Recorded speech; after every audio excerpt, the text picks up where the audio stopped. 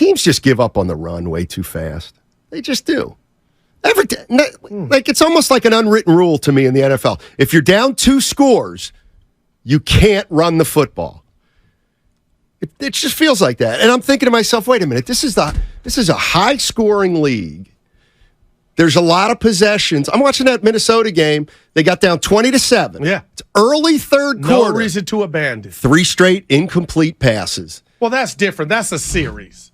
That's what I'm talking about. They didn't run one time. But you got arguably, and not arguably, I think you got the best receiver in the game, Steiny. No longer have Dalvin Cook. You got Kirk who can fling it. And also, they're thinking they can have their way with the Eagles secondary. So the odds of us throwing it 3 times and getting big chunks, I kind of they got understand incomplete. That's different, obviously. And first of all, the other thing is you start playing that way, then they know you're not even going to try to run. Give up, like my guy Kyle doesn't give up on the run like that.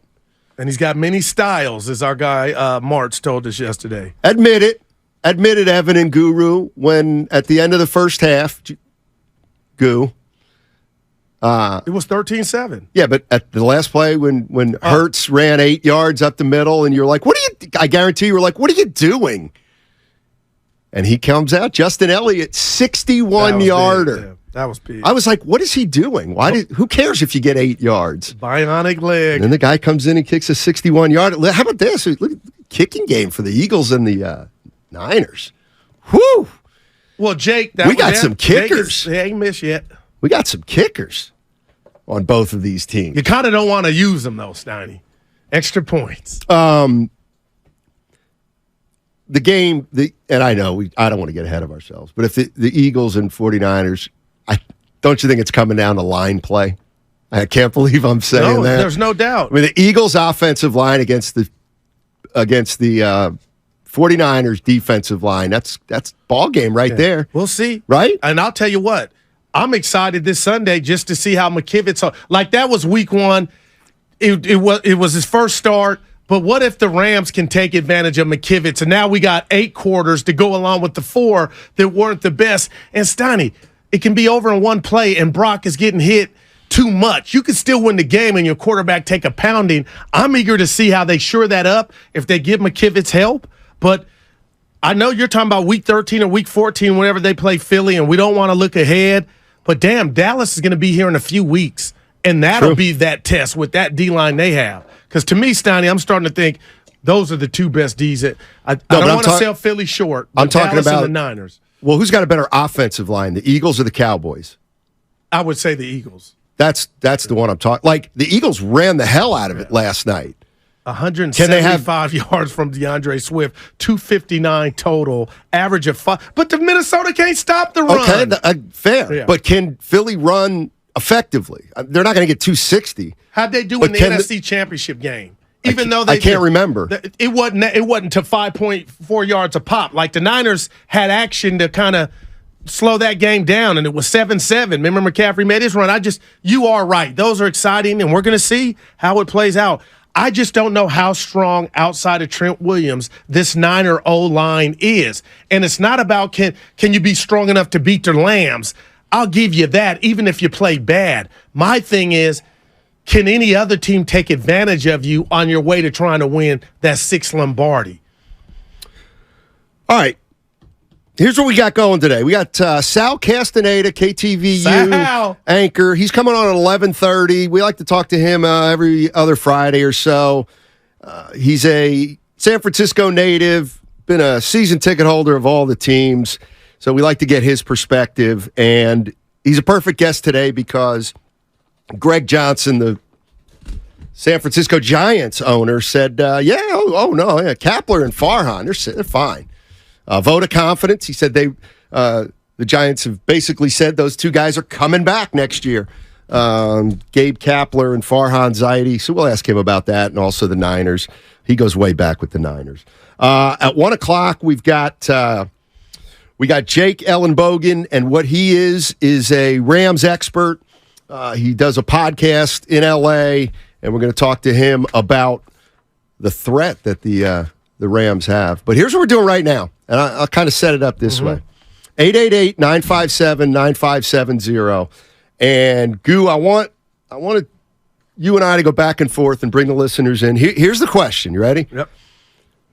I want one thing you learned from week 1, and then one thing you want to learn in week 2. Wow. 888-957-9570. What do you think you learned in week 1? It could be obviously about the 49ers. Or the whole Doesn't league. have to be. Yeah. It doesn't have to be about the Niners, but it can be. I have a couple Niners ones in here.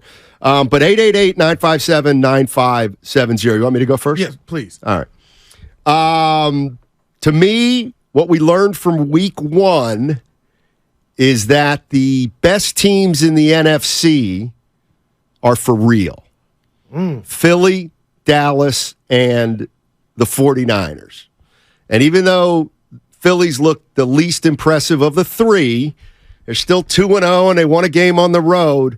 The one thing I feel like we learned right off the bat in week 1 is the top 3 teams in the NFC are who we thought they were, and it looks like they're pretty good. All 3 of those teams are pretty good.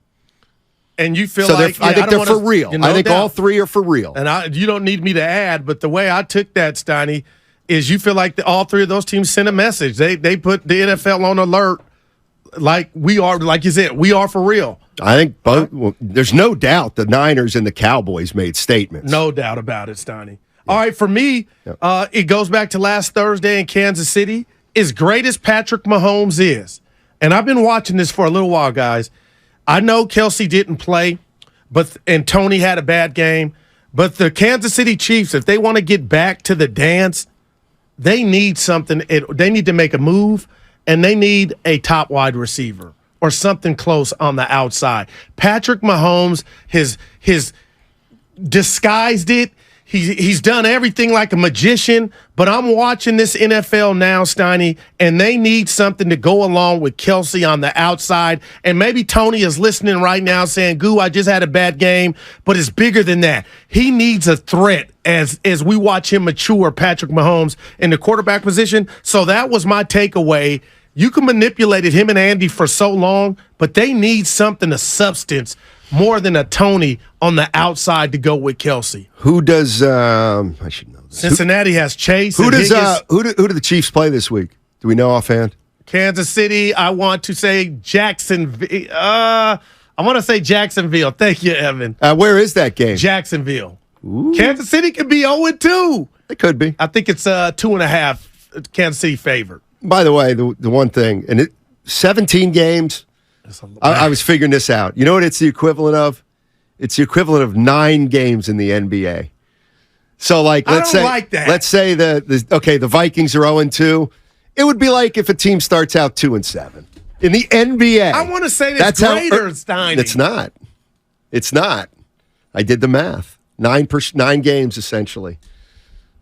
And the crazy thing about you got me thinking the NFL is I'll veg out and be on the couch in the lab from 10 to 8 at night, and you would think, okay, I got my football fix. At least you're wanting more. You can't wait for Monday night. It is king, man. Shout out Elvis and LeBron. Absolutely.